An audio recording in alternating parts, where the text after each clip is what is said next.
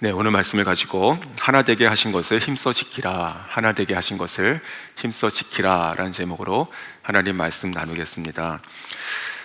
저희가 다시 에베소서로 돌아갔는데 그 에베소서는 전체가 6장입니다. 그런데 그 중에 앞전 그 3장까지의 내용은 보다 구원에 대한 그 교리, 또 교회에 대한 말씀입니다. 그리고 오늘 4장 저희가 시작을 합니다.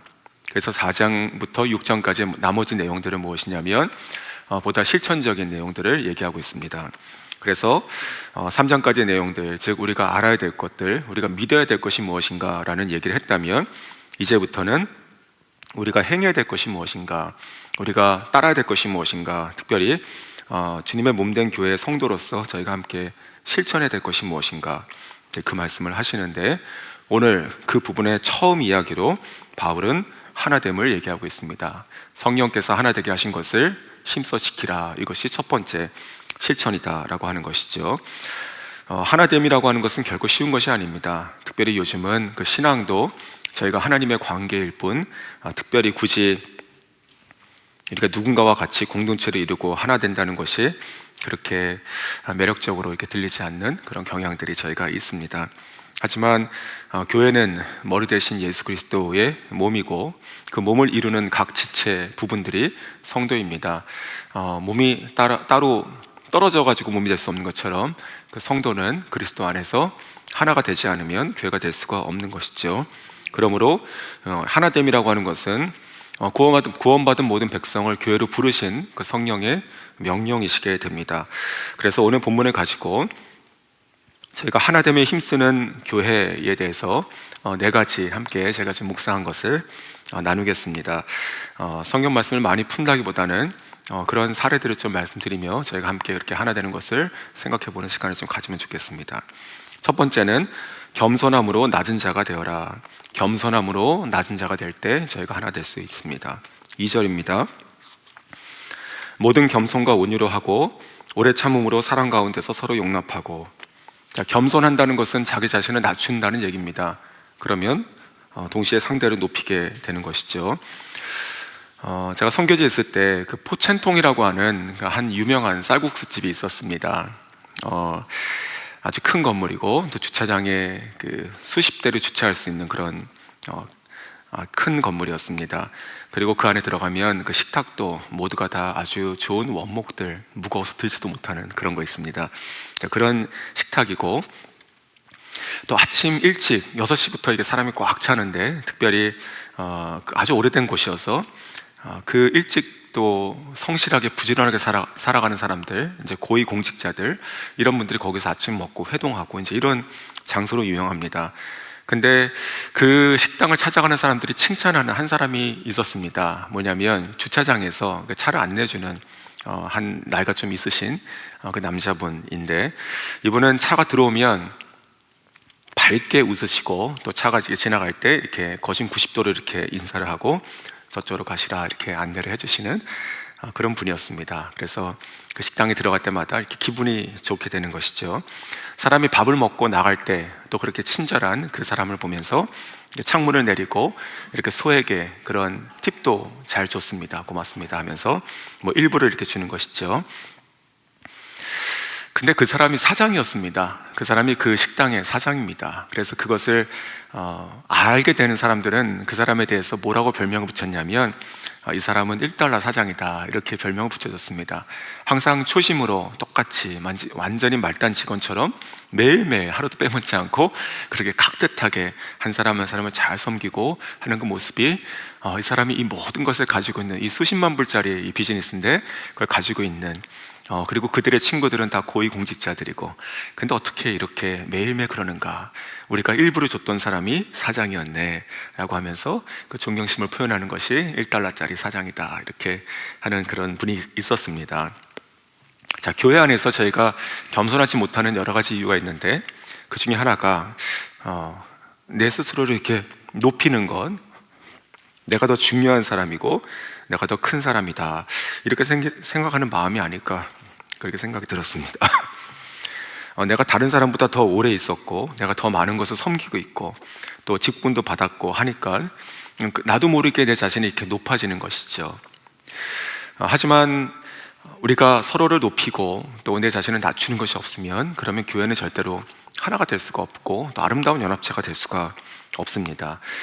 나아가서 이 겸손하다는 것은 결국은 우리가 그리스도를 닮는다는 뜻이 됩니다. 마태복음 11장 29절에 보시면 나는 마음이 온유하고 겸손하니 예수님께서 말씀하시죠. 즉 우리를 위해서 가장 낮은 곳으로 또 가장 그 작은 자로 오신 분, 우리들의 죄를 위해서 그 죄 자체가 되셔서 그 십자가에 달려 돌아가신 그 예수님을 우리가 닮아가는 것이 바로 겸손한 것이다, 이렇게 볼 수 있습니다. 그리스도가 머리이시고 교회가 몸인데 그 몸을 이루는 성도들이 교만하다면, 그렇다면 예수님의 형상으로 교회가 일어날 수가 없는 것이죠. 우리 모두가 다 서로를 귀히 여기고 또 상대방을 더 높이고 내 자신을 낮추고, 정말 이런 것들이 각자 한 사람 한 사람이 그리스도를 닮아가는 것이고, 또한 그런 겸손한 교회가 됐을 때 예수님을 닮은 그런 교회, 또 주님의 생각과 주님의 뜻을 행하는 교회가 되지 않을까 생각이 듭니다. 오늘 본문을 보시면 그 모든 겸손함으로 이렇게 돼 있죠. 그 모든, 겸손은 셀 수 있는 그런 것이 아닌데 어떻게 모든이란 말이 들어갔을까 찾아보니까 이 원어의 뜻은 항상이란 뜻과 같습니다. 그러니까 우리가 겸손하다는 것이 나보다 더 높은 사람, 더 신앙이 좋은 사람 앞에서만 이렇게 겸손한 것이 아니고 항상 우리가 신앙생활을 하면 할수록 더욱더 항상 겸손한 것을 원하신다는 것이죠. 우리가 주님을 더 사랑할수록 주님을 더 닮아가는 것이 그 시간이 쌓이면 쌓일수록 우리는 필연적으로 더욱더 겸손한 자가 되고, 또 하나님은 그러한 자를 또한 필연적으로 더욱더 존귀하고 귀한 자로, 또 직분을 맡은 자로 하나님께서 세우심을 믿습니다. 저희가 서로 겸손할 수 있기를 바라고 그러한 아름다운 교회가 될 수 있기를 바랍니다. 그 빌립보서 2장 3절에도 이런 말씀이 있죠. 아무 일에든지 다툼이나 허용으로 하지 말고 오직 겸손한 마음으로 각각 자기보다 남을 낮게 여기라. 자, 예수님께서 원하시는 말씀이고 또 교회를 세우시고 교회에게 주신 말씀입니다. 저희가 누구 앞에서 이렇게 교만하지 않기 원하고 항상 주님을 닮은 자로서 낮아지고 상대방을 높이는 그런 교회가 될 수 있기를 주님의 이름으로 축원합니다. 두 번째는 서로의 다름과 부족함을 용납하고 보완하는 공동체가 될 때 우리가 하나가 될 수 있습니다. 서로가 다르고 또 부족한 자를 우리가 용납하고 보완하는 공동체. 그 교회는 참으로 다양한 사람들이 모여 있습니다. 우리가 10명이 모이면 10개의 인생이 모이는 것이고, 또 100명이 모이면 100명의 다른 사람들이 함께 모이게 됩니다. 우리가 살아온 배경도, 또 경제 수준도, 또 하고 있는 일도, 또 지금 처하고 있는 상황도, 또 내가 좋아하는 것도, 아니면 신앙 색깔도, 아니면 각자의 성향도 다 다르게 됩니다. 그래서 교회 생활을 하면서 교회 안에서 내 마음에 딱 맞는 사람, 내 생각 딱 맞는 사람을 찾는다는 것은 사실 거진 힘들지 않을까 생각이 드는데, 결혼하기 전에 한국에서 청년부 때의 이야기입니다. 그때 그 청년부가 한 20명 정도 있었습니다. 그런데 제가 성격 검사 중에서 MBTI라는 거 잘 아시지 않습니까? 성격 검사, 우리가 사람의 성격을 16가지의 유형으로 이렇게 검사해주는 그것을 한 적이 있었습니다. 근데 참 놀라운 게 무엇이냐면 20명 정도의 청년부가 그것을 같이 했는데 그 20명 안에서 16개 성격이 다 나온 적이 있었습니다. 진짜로 너무나 다른 사람들이 모여 있었다. 그래가지고 이게 놀라고 재밌다, 신기하다 이렇게 생각한 적이 있습니다. 이 사람과 얘와 내가 다른 것, 말이 잘 안 통하는 것, 이런 것들이 너무 당연하구나, 어떻게 이렇게 다른가 생각이 들었는데, 그렇게 다른 사람이 모여 있는 그 지체된 그 몸된 그 교회를 향해서 하나님께서 하나되라고 하십니다. 즉 이 하나됨 자체가 능력인 것이지요. 저희가 그렇게 서로가 다른 사람들이 모여 있는데 어떻게 하나가 될 수 있을까 보면 서로의 다름과 또 부족함들, 이런 것들을, 제가 그런 차이들을 다 용납할 수 있는 이유는 우리 가운데 단 한 가지의 그 끊을 수 없는, 정말 되물을 수 없는 그 한 가지의 그 공동점이 있기 때문이다. 그것이 바로 한 성령, 한 주님, 한 예수 그리스도임을 저희가 믿습니다. 오늘 그 4절에서 6절에 보시면 사도 바울이 하나되라라고 하면서 강조하고 있는 그 단어가 이 하나라는 것을 계속 쓰고 있습니다. 4절 보시면 몸이 하나이고 성령도 한 분이시고 또 부르심도 한 소망 안에서. 자, 5절에서도 주도 한 분이시고 믿음도 하나고 침례도 하나고. 6절에서 하나님도 한 분이시고, 자, 우리 공동체 가운데 있는 그 지체들에게 얘기하는 것이 다 하나지 않냐? 하나다, 하나다, 하나다. 이렇게 얘기하고 있습니다. 그러므로 성령께서 하나 되게 하신 것은 너희가 힘써 지키라. 이렇게 얘기하고 있는 것이죠. 예수님께서 우리를 교회로 부르시면서 이렇게 말씀하지 않으셨다는 것입니다. 자, 너희들은 효과적이고 유능하게 같은 성향의 사람들끼리, 같은 식성을 가지고 있는 사람들끼리, 아니면 같은 취미를 가지고 있는 사람들끼리, 같은 목표를 가지고 있는 사람들끼리, 같은 배경으로 살아온 사람들끼리, 같은 교육 수준의 사람들끼리 그렇게 모여가지고 단단하게 하나가 되라. 이렇게 말씀하지 않으셨다는 것이죠. 우리 안에 우리가 하나 될 수 있는 가장 중요한 공통 분모는 오직 예수 그리스도, 즉 우리가 그리스도를 믿는 그 믿음, 한 믿음 안에서 우리가 서로 하나 되어서 서로를 용납하고 또 부족한 점들을 서로 보완하고 온전한 몸을 이루라. 이것이 바로 성령께서 하나 되게 하신 것을 힘써 지키는 것입니다. 그러므로 우리가 교회를 생활을 하면서 목장 안에서도 또 교회 안에서도 뭐 가정도 마찬가지고 뭐 직장도 마찬가지겠지만 우리가 서로 참 부족하고 다른 그런 지체들을 보게 됩니다.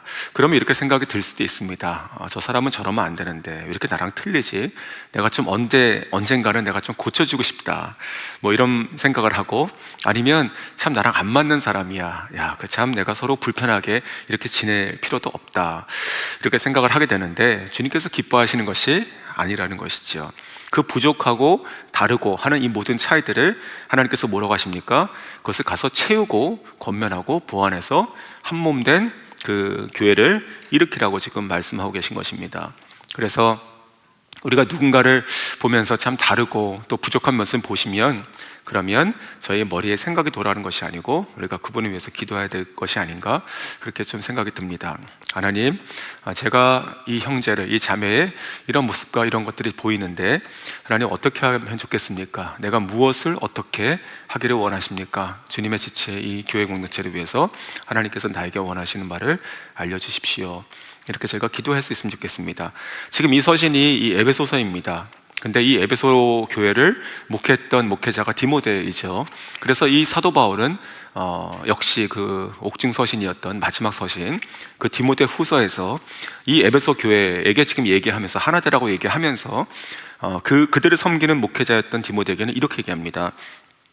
디모데후서 2장 24절, 주의 종은 마땅히 다투지 아니하고 모든 사람에 대하여 온유하며 가르치기를 잘하며 참으라. 이렇게 얘기합니다. 그러니까 이 디모데에게도 이 모든 사람을 이렇게 내치거나 판단하거나 하지 말고 주의 종은 마땅히 누군가와도 다투는 것이 아니고 모든 사람, 아무리 다르고 부족한 사람이라더라도 모든 사람에 대해서 온유해야 되고 그리고 참아야 된다. 이렇게 얘기하고 있습니다. 저희도 교회 공동체를 하나로 만들어야 되는 이 사명 가운데 서로 다르고 부족한 것들을 볼 때마다 그렇게 틀리다라고 생각하지 마시고 주의 몸을 하나로 이끌어갈 수 있는 그런 깊은 마음들이 있기를 원합니다. 세 번째는 작은 자, 연약한 자를 섬기는 교회. 이것이 바로 하나 되는 교회입니다. 작은 자, 연약한 자를 섬기는 교회. 성경 전체, 그러니까 구약과 신약 성경을 흐르는 그 하나님 아버지의 마음 중에서 저는 굉장히 중요한 지표가 되는 말씀이 하나 있다고 생각이 듭니다. 그것이 바로 그 고아와 과부를 섬기라. 이제 그것은 신약 성경에도 구약 성경에도 이렇게 일괄적으로 하나님께서 말씀하시는 것이죠. 하나님 아버지의 마음이 들어 있습니다. 예수님께서 이 땅에 오셔서 우리 공생애를 살아가실 때도 그와 같이 언제나 작은 자들, 또 연약한 자들을 그 마음이 향하시고 그들에게 다가가시고 그들을 돌보시고 그들에게 은혜를 베푸시고 또 병을 고치시고 친구가 되어주셨습니다. 자, 교회는 그러한 주님의 몸이고 성도는 예수님처럼 되어야 됩니다. 예수님께서 이 땅에 혼자 사역하시고 떠나신 것이 아니라 주님께서 그렇게 사역하시고 본을 보이시고 이 땅에 교회를 세우시고 성도를 통해 가지고 교회를 만드셨습니다. 우리가 주님의 몸이라면, 주님이 우리의 머리시라면, 그렇다면 주님의 마음과 주님의 눈과 주님의 마음을 품고 주님께서 행하셨던 것을 우리가 똑같이 우리 마음속에, 우리 교회 가운데, 성도 가운데 품어서 행해야 될 것입니다. 작은 사례이지만 한 가지 좀 생각이 났던 것이 무엇이냐면 선교지에서 있었던 이야기인데, 이것도 그때 믿지 않는 한 가정이 있었습니다. 30대 초반에 이 부부고 아주 어린 두 아이를 가지고 있는 그런 가정이었는데, 그런데 그 남편이 참으로 갑자기 안타깝게 그 암으로 세상을 떠나게 됐습니다. 30대 초반에. 그래서 이 아내와 이 아이들이 정말 살 길이 아주 막막했습니다. 저희 교회 성도의 친구였기 때문에, 지인이었기 때문에 이제 초대를 해가지고 일단 교회로 와라 이렇게 된 것이죠. 그래서 이 성도, 이 자매가 자기 어린 두 아이, 뭐 아무것도 모르고 막 뛰어다니고 막 했던 그 두 아이를 데리고 교회 오기 시작했습니다. 저는 이 자매의 그 얼굴 표정을 저는 진짜 잊을 수가 없습니다.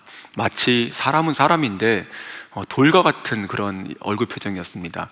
그 앞에서 아무리 기쁜 찬양을 불러도 아무 표정도 없고, 그리고 가서 밝게 인사를 해도 아무런 대꾸도 없고, 그냥 앉아는 있는데 그냥 이게 사람인지, 그리고 이 사람이 우리들을 봤을 때 이게 지금 내가 이 화면을 보고 있는 것인지, 아니면 생각을 하고 있는 것인지, 아니면 없는 것인지, 이런 마음이 들 정도로 정말로 무표정하고 아무 감각이 없는, 감정이 없는 그냥 낙심 자체였던 그런 모습이었습니다. 그렇게 한 주, 두 주, 세 주 이렇게 계속 교회를 나오기 시작했습니다. 그러더니 몇 주가 지나고 나서 예배를 마치고 나서 몇몇의 성도가 저한테 와가지고 이렇게 얘기하는 것이었습니다. 저희가 기도하는 중에 하나님께서 마음을 주셔서 저 자매와 저 가정을 좀 돕고 싶은데 어떻게 하면 좋겠습니까? 우리가 큰 돈은 아니지만 지금 당장 어떻게 살 수가 없으니까 뭐 식료품비라도, 아니면 이 아이들의 학용품이라도 좀 사주고 싶다, 이제 그런 얘기를 하는 것이었습니다. 그래서 교회 안에 그 지정으로 그 구제원금을 그 자매를 돕는 걸 만들게 되고, 거기에 붙게 하고 모이면 그것을 가지고 저희가 2년 약정으로 그 자매를 교회 이름으로 도왔던 적이 있었습니다. 그때 그 처음에 와서 그 얘기를 했던 그 성도들도 참 어려운 친구들이었습니다. 뭐 집에 가면 아무것도 없고, 뭐 아이들 다 가난하고. 그래서 제가 근데 그때 그 모습을 보면 참 기뻤습니다. 어떻게 자기 자신도 그렇게 어려운데 더 작고 연약한 자를 향해서 이 그리스도의 긍휼한 마음을 품고 또 와서 그것을 실천하는 수 있는가 생각이 들면서 참 이들이 예수 그리스도의 몸을 닮아가고 교회를 참 세우는 자들이구나, 참 큰 자들이구나, 이렇게 생각이 들었습니다.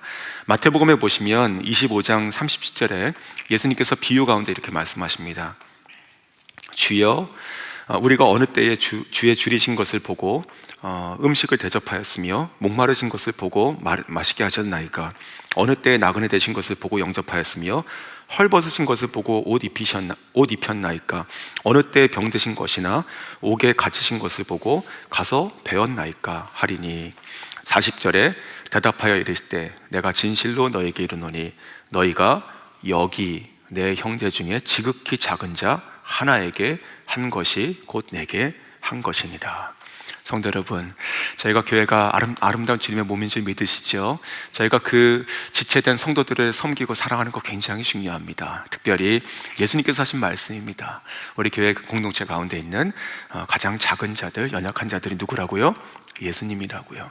그 예수님을 제가 잘 섬기는 것이 주님의 몸된 교회를 아름답게 섬기는 것이고, 그 몸된 교회를 하나로 만드는 것을 저희가 잊지 않았으면 좋겠습니다. 그래서 큰 자, 나에게 도움이 되는 자 뿐만이 아니고 가장 작은 자, 소외되고 잘 잊혀진 자, 잘 보이지 않는 자들을 저희가 품으시고 그 한 사람 한 사람을 주님처럼 섬겨서 예수님이 하나님의 몸 되신 주님의 몸된 교회가 아름답게 하나 될 수 있는 여러분 될 수 있기를 원합니다.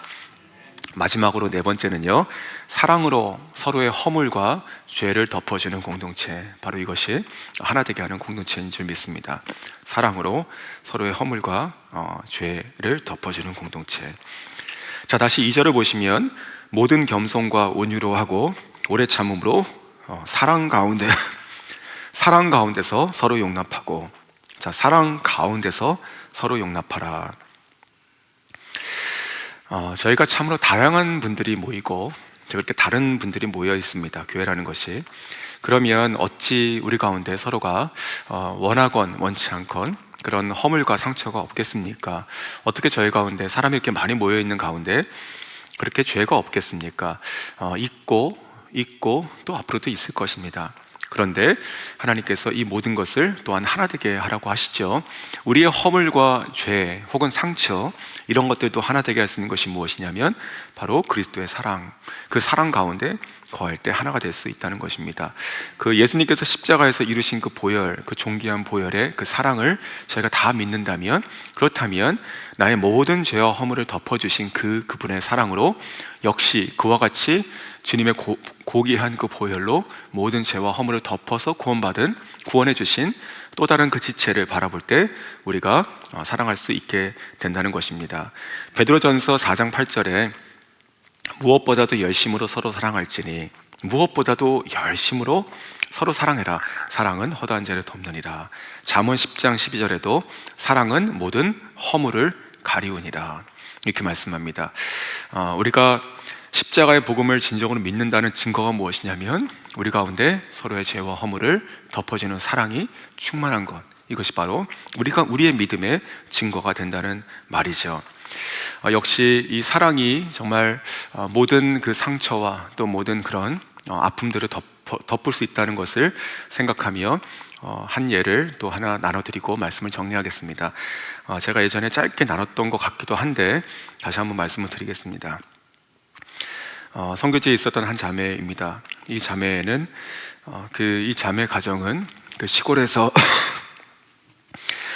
아주 어려운 형편에 이렇게 아주 평범하죠. 어렵고 작은 그런 집에서 자랐습니다. 그 집도 가봤는데 오빠가 한 명 있었고 이 자매가 있고 여동생이 있고 이렇게 세 명이 있는 그런 가정이고 이제 아버지 어머니 계시고, 그런데 이 어머니가 예수를 믿기 시작했습니다.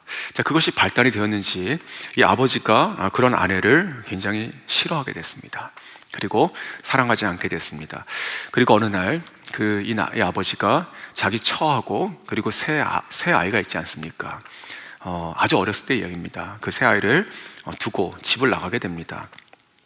그리고는 멀리 간 것도 아니고 그 동네에서 다른 사람을 만나가지고 살림을 차리고 두 번째 결혼을 하게 됐습니다. 오가다가 만나는 것이죠. 그리고 또 아이를 낳습니다. 남자아이를. 그런데 충격적인 것이 무엇이냐면 이 아버지가 나가서 그 지역에서 그 동네에서 살림을 차렸던 그 두 번째 아내가 누구냐면 바로 자기 처의 동생 처제입니다. 자, 이 가정은 완전히 깨졌습니다.